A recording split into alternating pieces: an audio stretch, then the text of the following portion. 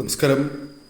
ഒരു വീട്ടിൽ ഒരു പെൺകുട്ടി ജനിക്കുകയാണ് എങ്കിൽ ആ വീട്ടിൽ മഹാലക്ഷ്മി ജനിച്ചു എന്നാണ് പറയുക. എല്ലാ സ്ത്രീകളും അതിനാൽ ഒരു വീടിൻ്റെ ഭാഗ്യം തന്നെയാകുന്നു. ആ വീടുകളെ ഉയർച്ചയിലെത്തിക്കുവാൻ, ആ വീട്ടിലെ അംഗങ്ങൾക്ക് ഐശ്വര്യം പ്രദാനം ചെയ്യുവാൻ ആ വീട്ടിലെ സ്ത്രീകൾക്ക് സാധിക്കും എന്നാണ് പറയുക. എന്നാൽ ജ്യോതിഷപ്രകാരം നോക്കുകയാണ് എങ്കിൽ ചില നക്ഷത്രക്കാരായ സ്ത്രീകൾ ചെന്ന് കയറുന്ന വീടിന് അഥവാ ഭർത്തൃ വീടിന് സർവ്വ ഐശ്വര്യങ്ങളും ഉയർച്ചയും ആ വീട്ടിലെ അംഗങ്ങൾക്ക് സൗഭാഗ്യങ്ങൾ നൽകുന്നവരാണ് എന്നാണ് പരാമർശിക്കുന്നത്.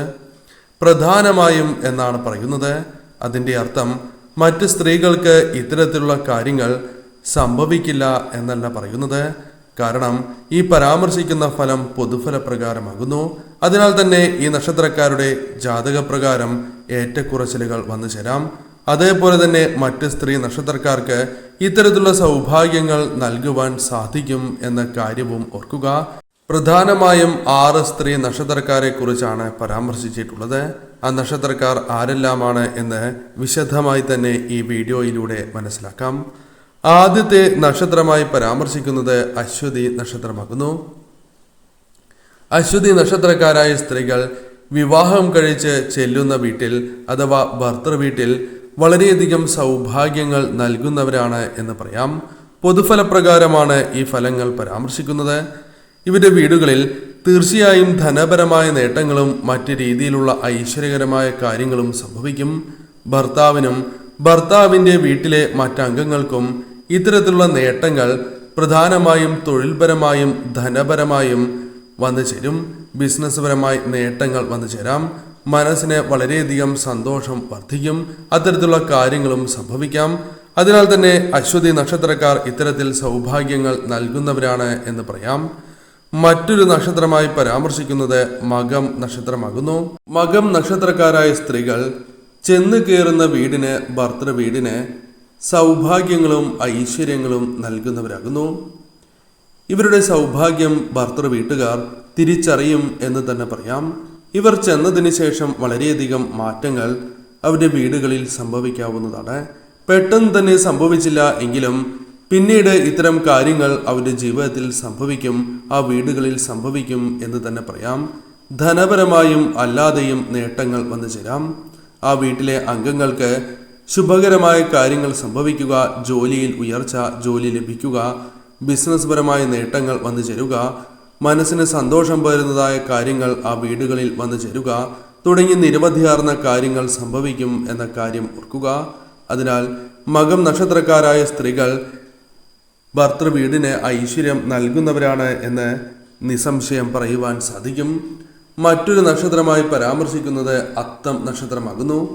അത്തം നക്ഷത്രക്കാരായ സ്ത്രീകളും ചെന്ന് കയറുന്ന അഥവാ ഭർത്തൃ വീടിന് ഐശ്വര്യവും ഉയർച്ചയും നൽകുന്ന സ്ത്രീ നക്ഷത്രങ്ങളാകുന്നു. ഇവർക്ക് ആ വീട്ടിലേക്ക് ഐശ്വര്യവും ഉയർച്ചയും സൗഭാഗ്യങ്ങളും കൊണ്ടുവരുവാൻ സാധിക്കും എന്ന് തന്നെ പറയാം. പ്രധാനമായും ഭർത്താവിന് ഉയർച്ച വന്നു ചേരാം. ജോലി അനുകൂലമാവുക, ബിസിനസ് അനുകൂലമാവുക, തൊഴിൽ മാറുവാൻ സാധിക്കുക തുടങ്ങിയ കാര്യങ്ങൾ സംഭവിക്കും എന്ന കാര്യം ഓർക്കുക. ഭർത്തൃ വീട്ടിലെ മറ്റംഗങ്ങൾക്കും ഇത്തരത്തിലുള്ള സൗഭാഗ്യങ്ങൾ ഇവർ വന്നതിനാൽ അവരുടെ ജീവിതത്തിലും സംഭവിക്കും. ആ വീടുകളിൽ ഐശ്വര്യവും ഉയർച്ചയും വർദ്ധിക്കും എന്ന കാര്യം ഓർക്കുക. അതിനാൽ തന്നെ പ്രധാനമായും പരാമർശിക്കുന്ന ആ നക്ഷത്രക്കാരിൽ ഒരു നക്ഷത്രം തന്നെയാണ് ഇവർ എന്ന കാര്യവും ഓർക്കുക. മറ്റൊരു നക്ഷത്രമായി പരാമർശിക്കുന്നത് അനിഴം നക്ഷത്രമാകുന്നു. അനിഴം നക്ഷത്രക്കാരായ സ്ത്രീകൾ വിവാഹം കഴിച്ച് ചെല്ലുന്നതായ വീടിന് ഭർത്തൃ വീടിന് ഉയർച്ചയും സൗഭാഗ്യങ്ങളും നൽകുകയും ആ വീട്ടിലെ അംഗങ്ങൾക്ക് ധനപരമായും അല്ലാതെയും ഉയർച്ച നൽകുന്നവരാകുന്നു. പ്രധാനമായും ആ വീടുകളിൽ സൗഭാഗ്യവും ഉയർച്ചയ്ക്കും പുറമെ മനസമാധാനം, സന്തോഷകരമായ നിമിഷങ്ങൾ വന്ന് ചേരുന്നതാകുന്നു. എന്നാൽ ഇവരുടെ മനസ്സ് വിഷമിപ്പിക്കുകയാണ് എങ്കിൽ ഇത്തരത്തിലുള്ള ഫലങ്ങൾ അനുകൂലമായി ലഭിക്കണം എന്നില്ല. അതിനാൽ തന്നെ മനസ്സ് വിഷമിപ്പിക്കാതിരിക്കുവാൻ ശ്രദ്ധിക്കുക. ഇവർ തീർച്ചയായും ആ കുടുംബത്തിന് ഉയർച്ച നൽകുന്ന നക്ഷത്രങ്ങളിൽ ഒന്ന് തന്നെയാകുന്നു. മറ്റൊരു നക്ഷത്രമായി പരാമർശിക്കുന്നത് ചതയം നക്ഷത്രമാകുന്നു. ചതയ നക്ഷത്രക്കാരായ സ്ത്രീകൾ വീടുകളിൽ വിവാഹശേഷം സൗഭാഗ്യങ്ങൾ നൽകുന്നവരാകുന്നു. ധനപരമായ നേട്ടങ്ങൾ ആ വീടുകളിലേക്ക് കൊണ്ടുവരുവാൻ ഇവർക്ക് സാധിക്കും എന്ന കാര്യം ഓർക്കുക. ഐശ്വര്യവും മറ്റു ഉയർച്ചകളും ആ വീടുകളിലേക്ക് തടസ്സങ്ങൾ കൂടാതെ വന്നു ചേരും. നാൾക്ക് നാൾ ഉയർച്ച, വച്ചടി കയറ്റം എന്നിവ ആ വീടുകളിൽ വന്നു ചേരും. അതിനാൽ തന്നെ ഇവരുടെ കഴിവുകൾ, ഇവർ വന്നതിന് ശേഷമുള്ള മാറ്റം ആ വീട്ടിലെ അംഗങ്ങൾ വൈകിയാണ് എങ്കിലും മനസ്സിലാക്കും, അഥവാ ഇവരുടെ പ്രാധാന്യം മനസ്സിലാക്കും എന്ന കാര്യം ഓർക്കുക.